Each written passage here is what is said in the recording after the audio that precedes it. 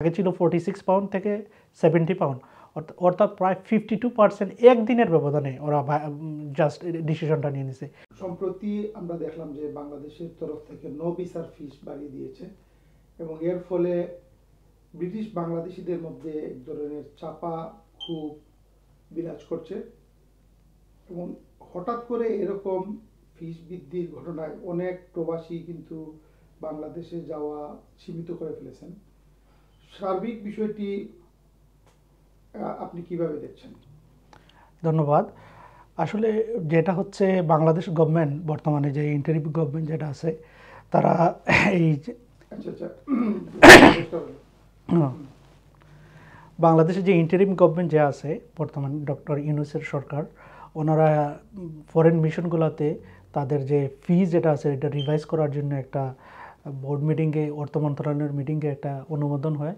অনুমোদন হওয়ার পরে যে ডিসিশনটা আসে, ইউকে বাংলাদেশ হাই কমিশন বা অন্যান্য যে হাই কমিশনার আছে তারা এটা এখনও নেয়নি, কিন্তু বাংলাদেশের ইউকে হাই কমিশন যে ডিসিশনটা নিয়েছে ইমিডিয়েটলি তারা একটা ইফেক্ট দিয়ে দিছে, যেটা হচ্ছে তারা এটা সেট করছে নো ভিসা রিকোয়ার্ড ফি 70 পাউন্ড। সো এখন এই দেশের অনেকেরই একটা হলিডের একটা চিন্তাভাবনা থাকে, যেমন আগামীতে হলিডে আসতেছে, এই ডিসেম্বরে অনেকেই যাবে হলিডেতে, এবং এই এই ডিসেম্বরের আগে যে এই একদিনের মধ্যে এই ডিসিশন নেওয়াটা আমার মনে হয় যে এটা ঠিক হয় নাই। এটা অনেকের ফ্যামিলিতে এফেক্ট পড়তেছে এবং অনেকেই নো ভিসা ফি রিকোয়ার্ডের জন্য অ্যাপ্লিকেশনগুলো সাবমিট করতে হচ্ছে না। সো এটাতে একটা গ্রেট ইফেক্ট পড়তেছে।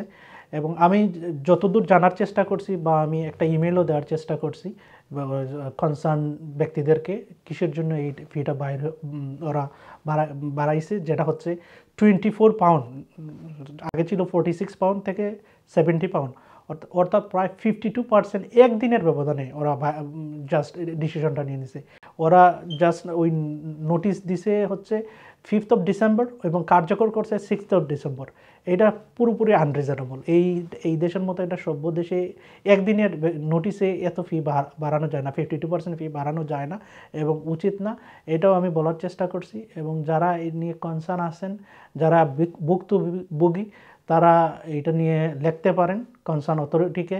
এবং আমার কাছে একটা স্যাম্পলও আছে, ওই স্যাম্পল থেকে আমি কি আপনাকে চাইলে আমি দিয়ে দিব। ওই কনসার্ন অথরিটিকে যদি আপনারা দেন তাহলে ওইটা হয়তো আরও কিছুদিন ইমপ্লিমেন্ট করতে আরও কিছুদিন সময় নেবে এবং অনেকে কী করবে।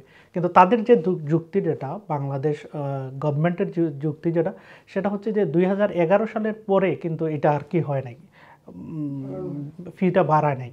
সো এই জন্য তারা এই ডিসিশনটা নিছে। আমার মনে হয় যে এদিক দিয়ে হয়তো এটা কনসার্ন বলা যায় যে 2011 সালের পরে আর এই ফি বাড়েনি, কিন্তু একসঙ্গে 52% বাড়ানোটাও মনে হয় না যৌক্তিক। সো এইদিকে যারা এটার সেবাটা নেবে ব্রিটিশ বাংলাদেশি, তাদের কথাও চিন্তা করতে হবে। অন্যদিকে বাংলাদেশ গভর্নমেন্টকেও তার রেভিনিউর জন্য চিন্তা করতে হয়।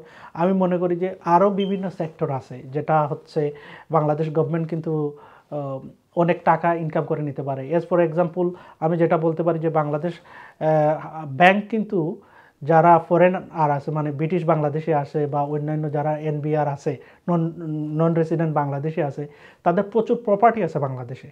এবং এক্ষেত্রে আমি নিজেই একজন ভুক্তভোগী। আমার একটা প্রপার্টি ছিল, ওইটা আমি বিক্রি করতে চাচ্ছিলাম এবং আমি টাকাটা বৈধভাবে নিয়ে আসতে চাচ্ছিলাম, কিন্তু দেখলাম যে বাংলাদেশ ব্যাংকের ওই ধরনের কোনো রুলই নাই, রেগুলেশনই নাই আমি যে বাংলাদেশ থেকে টাকা নিয়ে আসতে পারবো।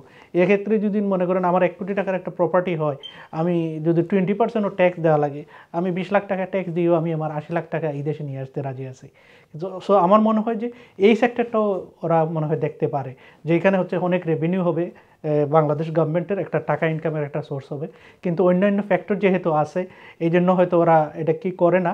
আমার মনে হয় যে এখন যে গ্লোবাল যুগে টাকা কিন্তু আপনি চাইলেও আর কি করতে পারবে না। যারা টাকা নিয়ে আসার অনেকেই নিয়ে আসছে, আমরা দেখতেছি যে অনেকেই বাংলাদেশ গভর্নমেন্ট চেষ্টা করতেছে তাদের ওই গত সরকার কি পরিমাণ টাকা পাচার করছে সেই টাকাটুকু নিয়ে আসার জন্য। একজন তো হাজার হাজার কোটি টাকাই নিয়ে আসছে এবং অনেকেই বাড়ি করে এখন এম্পায়ার তৈরি করে ফেলছে। সো আমার মতে এই জিনিসটা যদি করা যায় তাহলে সবচেয়ে বেটার হবে আর কি।